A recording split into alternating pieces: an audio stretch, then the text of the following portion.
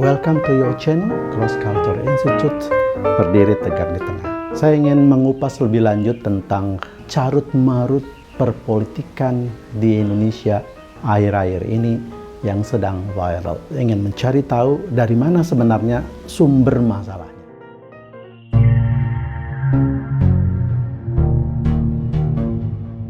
Saya ingin urut dari segala sumber hukum, yaitu konstitusi kita. Di dalam salah satu pasal bahwa dua kandidat presiden dan wakil presiden bila tidak bisa memenuhi kuota 20% kursi di DPR, maka kedua kandidat itu bisa berkoalisi dari partai yang berbeda supaya bisa memenuhi kuota 20% dan bisa menjadi calon presiden dan wakil presiden. Dari situlah sebenarnya kemudian lahir satu keniscayaan perlu membangun koalisi antar partai untuk mendukung calon hingga dapat memenuhi kuota 20% itu. Akhirnya menjadi satu konsekuensi logis pula bahwa ketika ada klausul untuk membangun koalisi, maka keinginan membangun koalisi yang besar itu menjadi satu keniscayaan. Dan terjadilah seperti sekarang ini,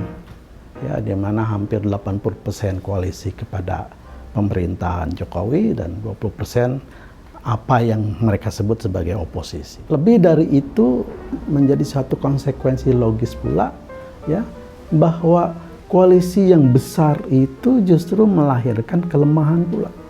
Apa kelemahan itu? Ya akhirnya ya bahwa sistem pemerintahan yang dinyatakan sebagai satu sistem presidensial itu karena membangun koalisi ya akhirnya harus berbagi kue manis kekuasaan. Menteri harus dari partai pendukung, komisaris di BUMN harus dari partai-partai pendukung atau dari relawan-relawan.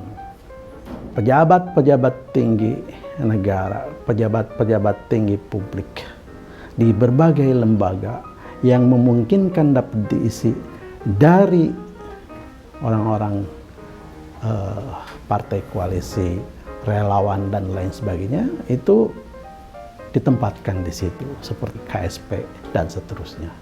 Inilah yang kemudian melahirkan iklim yang tidak kondusif untuk membangun secara baik.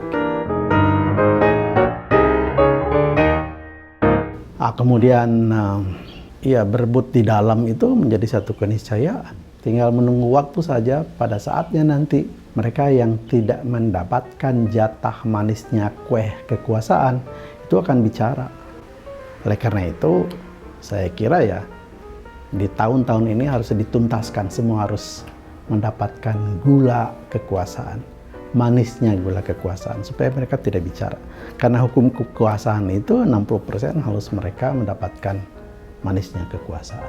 Sekarang kan gejalanya sudah kelihatan ya, antar partai sudah mulai melirik siapa berkoalisi dengan siapa untuk menghadapi 2024. Sementara pembangunan kita semakin parah ya, utang makin banyak, defisit primer, defisit sampai kepada kata defisit primer ya, untuk memenuhi kebutuhan kita sendiri juga tidak cukup, apalagi membayar utang.